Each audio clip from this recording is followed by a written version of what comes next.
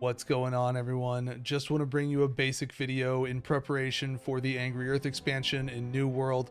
This is going to be a very simple and straightforward video. It's mostly going to pertain to new players who are just getting into the game, or old returning players who maybe didn't get very far before and are now coming back in anticipation of the expansion.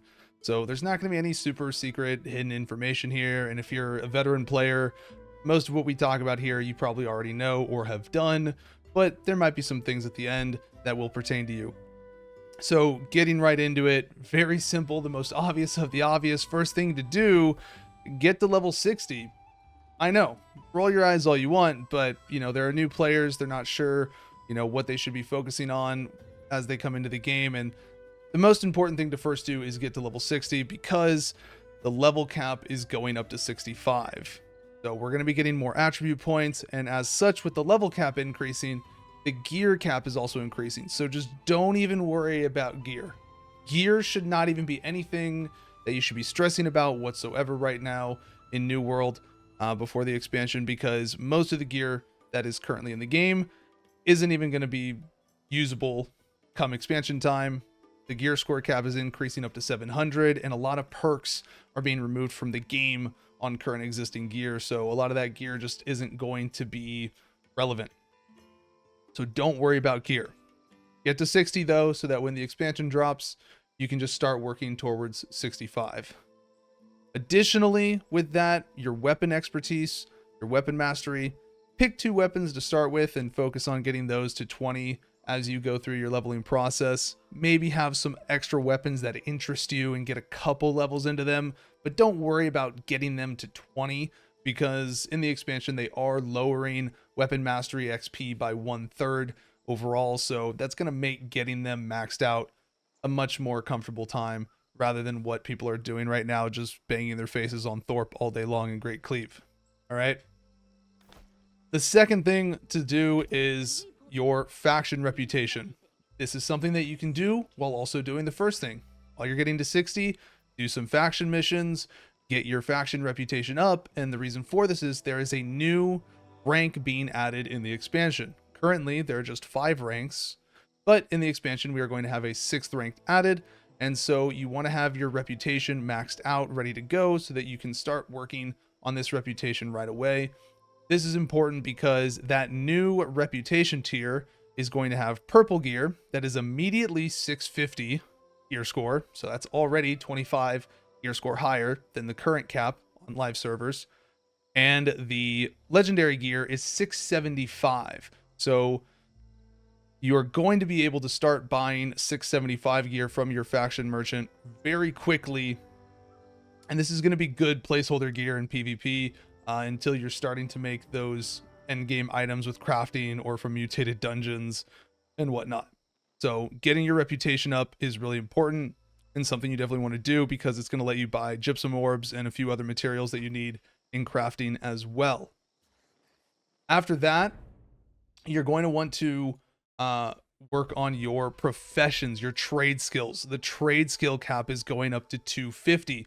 This is something, again, you can do this while you're leveling. A lot of this stuff is all tied in together. All right. Every time you get a level in one of your trade skills, you get a chunk of XP towards your character level as well. So this is a good thing to be leveling up. The trade skill is going up to 250.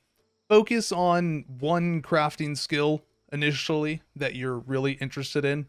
Arcana is always a good one for being able to make potions for yourself, but cooking can be nice for food.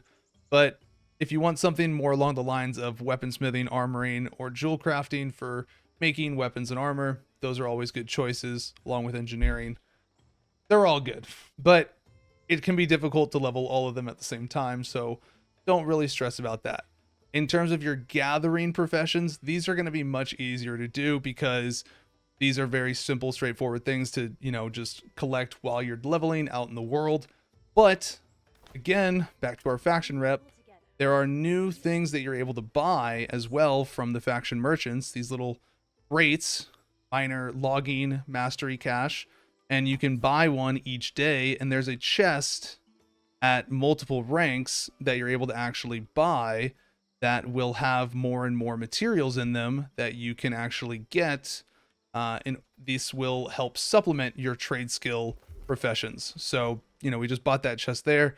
These chests will have, these special materials in them that you can take to a refining bench, and they're just going to give you straight raw XP towards that gathering profession. So getting your gathering professions up is going to be very easy to do compared to your crafting. Your crafting is definitely going to take time.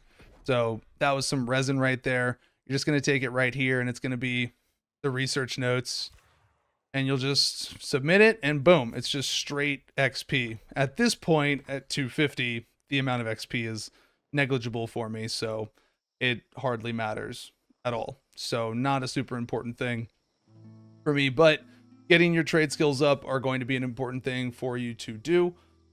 Pick one that you really like again, and from there, all your gathering professions are beneficial, and you should definitely want to do for the purposes of making money. Next, we're going to talk about Gypsum Orbs. This is one of the things that you can really start focusing on once you get to 60. One of the things that you should really focus on right now in preparation is your Gypsum Orbs, because you are going to be using Gypsum Orbs in everything right now for crafting at endgame.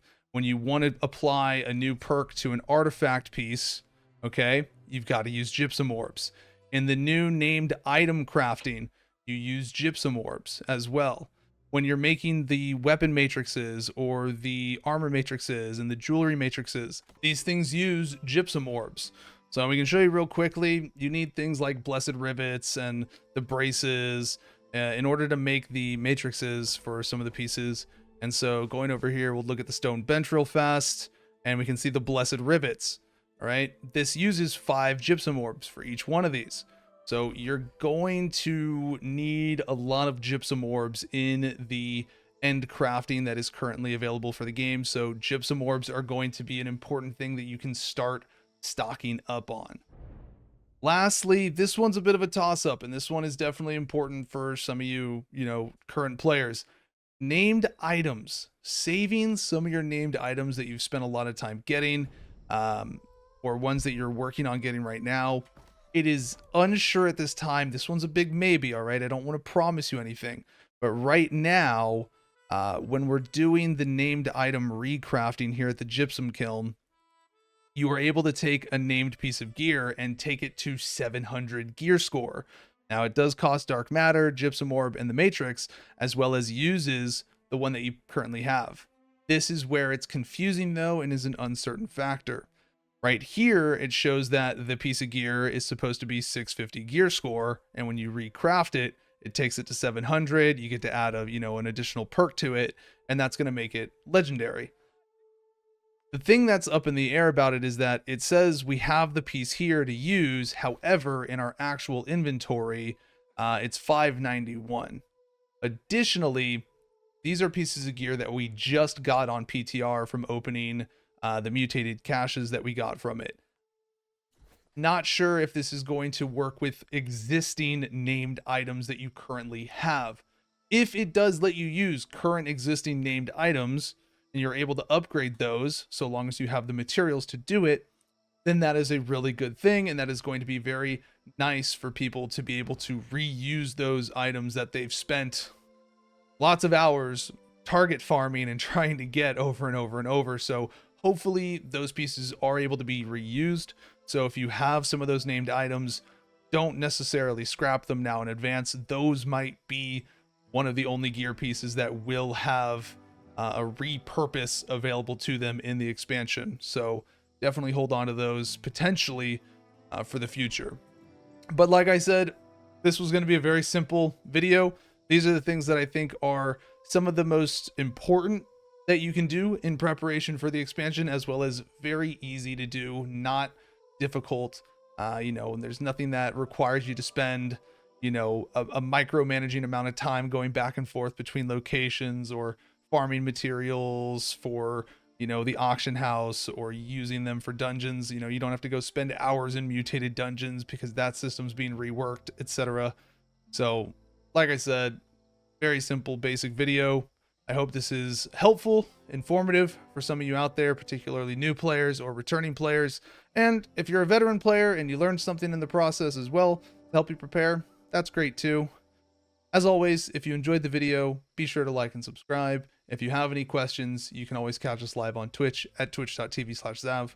Take care and have a good one.